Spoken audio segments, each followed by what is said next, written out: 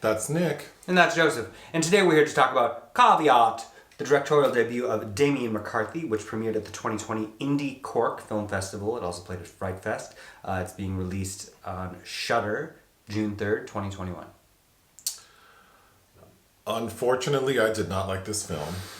Same. I was a bit of a slog to get through. So if that's going to bother you, turn this video off. Anyway, okay, the basic story is about a man named Isaac, who's played by... Jonathan French. Okay, so what do we know about Jonathan? We don't know anything about Jonathan. Isaac, he was involved in an accident, so he's suffering from memory loss. Okay, so we see him with a man named Barret, played by... Ben Caplan, who I believe is his landlord, we're introduced They have some sort of business relationship.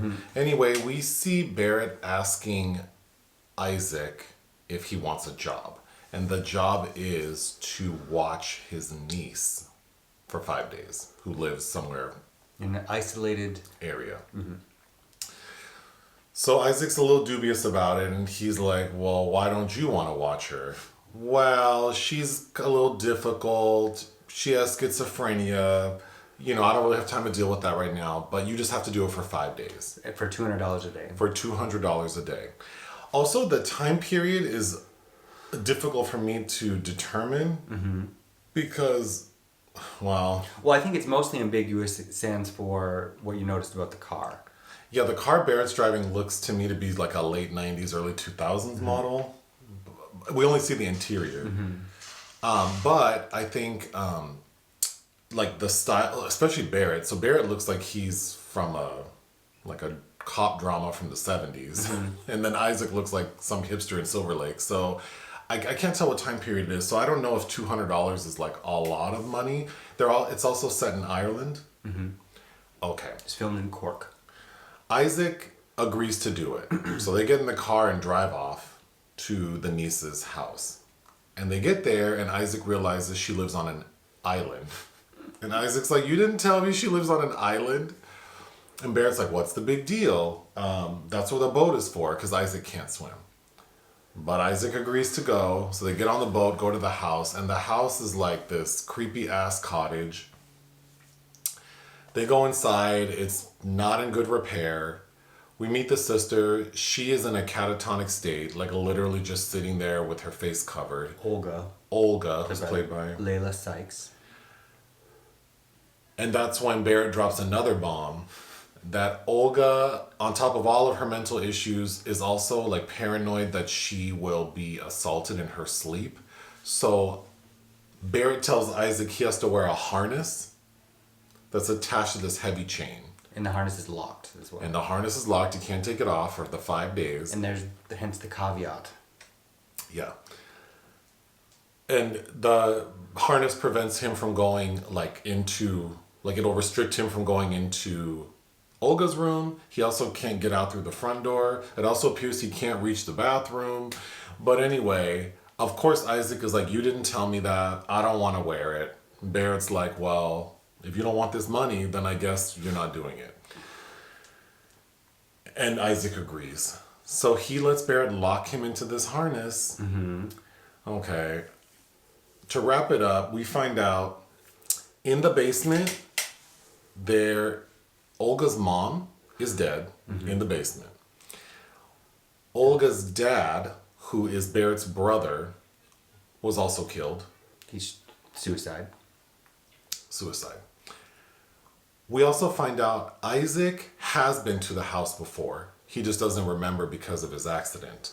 And Isaac is told by Olga, and we'll explain why or how she does it, that Isaac was there before to kill her dad, Barrett's brother, by locking him in the basement because the dad/brother is claustrophobic. And would drive him to... And it would drive him to suicide. So that's why Isaac was there first. Fragile spirits. Isaac doesn't believe it. But then because he sees the dead mom, there is a working phone in the house. Isaac is able to get it, calls Barret, and Barrett's like, oh, I'll figure it out. Via flashback, we realize Isaac did go to the house. Barret straight up asked him, like, if you go to the house, lock my brother in the basement, he'll kill himself, and I'll give you a bunch of money. Isaac goes, but with the intention of giving him a note that basically says your brother's trying to kill you, you need to get out. But when Isaac gets to the house, he realizes his brother is already locked in the basement. So he just left. He never did anything. Okay. The film ends with Isaac confronting Barret, and they sort of have a showdown. Also, Olga, up to that point, seems to think that Isaac did kill her dad. But then as Barrett's getting the upper hand on Isaac, Olga shoots Barret with a bow and arrow, which allows Isaac to get away. Isaac had also put Olga in the harness, so he was able to get out of it. Because he took the key that was off the mother's corpse to unlock himself. Right, the mother was wearing a necklace that had a key in it, or the key on it.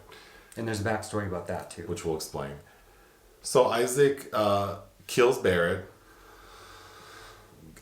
leaves Olga in the house, chained to the harness, the end. And he kind of has to crawl through the bowels of the house to kind of come out on the other side. Right. So he ends up being by the dog. There's a dog chained up outside. There's also a dog chained up outside. That's the final shot, is him untying the dog. Whatever. Okay. Even movies I don't like, sometimes like it's interesting trying to tell the story, but this movie, the storytelling is so off. It's very muddled. I don't understand the purpose of most of what was happening. And we didn't even mention the creepy bunny. Oh, and then I'm sure if you watch the trailer, you'll see this creepy bunny. That's what opens the film, is we see Olga, the niece, carrying this creepy bunny that beats the drums. And she's just kind of walking around with it until she comes to like a hole that she's cut out. She hadn't cut out she's pointing the bunny to different aspects, angles. It's like a metal detector. Yes, and it starts drumming, presumably when it gets close to something insidious, and then she cuts that hole out that looks like a glory hole. Yeah. And we don't see what's behind it, but it's her mother's corpse. And then that segues to seeing Isaac for the first time through a similar hole in the door. So convoluted. Where do you want to start? Do you have anything nice to say? The film looks okay. I was going to say, it was shot by Kieran Fitzgerald. It does look good. The location of the film, like the cottage on the island, I think was a great location. When we learn it's an island, I'm thinking, oh, we're going to get some Ingmar Bergman Faroe Island weirdness, but no. It does have a mood for a good 15 minutes, but it doesn't navigate what it's asking of its protagonist well enough, such as, okay, so we get he has memory loss, but he hasn't lost all common sense. So when right. this man asks to put him in a harness, and he's like, okay, because grandma was a narcoleptic. It just doesn't, or a somnambulist or whatever, it just doesn't make sense that he goes along so easily with it.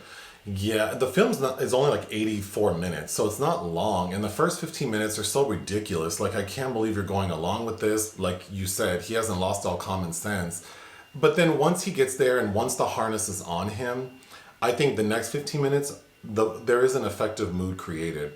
I also think because the three main characters don't match, like Barret, I'm sure that actor's fine, but I think he just looks so out of place compared to Isaac. And then Olga looks like anybody. Like she just graduated from the U of M with her teaching license. Like she just looks like a vibrant young lady. And she doesn't match the other two. She didn't. It's partially maybe no screen presence on the part of the performer, but also there's really no characterization. No. We need to know what this family, this extremely dysfunctional family, was doing there in the first place. Why are they on this like secluded island? How is Olga there? Because there appears to be no food. Well, right. How is she taking care of herself? I need you to watch her for 5 days. Why? Not explain why. What has she been doing up till now? Right. Why can't she wait another 5 days? When she's not in a catatonic state, she seems completely lucid and normal. I don't have any notes except that they're... Okay. This film, I think, could have made an effective, like, mystery thriller. Like, the girl in this house, why is she there? And then a couple family members died. And then this guy with amnesia goes and maybe he's set up to look like he did it. That could have worked. But then why introduce this supernatural element that is so diluted? It's just a creepy rabbit. And then... Well, the dead mother. The dead mother who looks like... You thought she looked like one of those J-horror ghosts from the early 2000s. Yeah, it looks like a prop from a Halloween story. It's like laughable because she has like fright hair and crazy eyes. Well, her eyes for a corpse should be gone, and they are wet looking. But then it seems that eyes are like a motif because the opening when we go through the hole and then it goes into when Olga's looking through the hole and then we see Isaac's eyes, then the dog's eyes are very intense. And the bunny.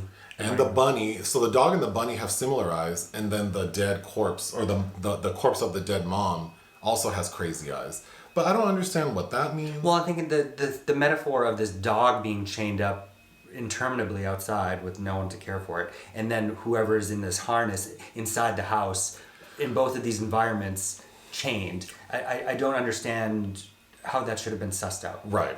Also, the bunny is not there aren't any real supernatural things happening because the bunny, it could have just been a wind-up toy that beats the drum, and so we just see her holding this thing. But then towards the end, when Barret is trying to or Isaac is trying to escape the house and he's crawling through like the crevices, we see the corpse of the dead mom kind of like pop up and move. So it's just like, it's so subtle. And also, what was the need once there's this revelation of Isaac's been there before? What was the point of bringing him back here? What is the ultimate purpose of this whole scenario?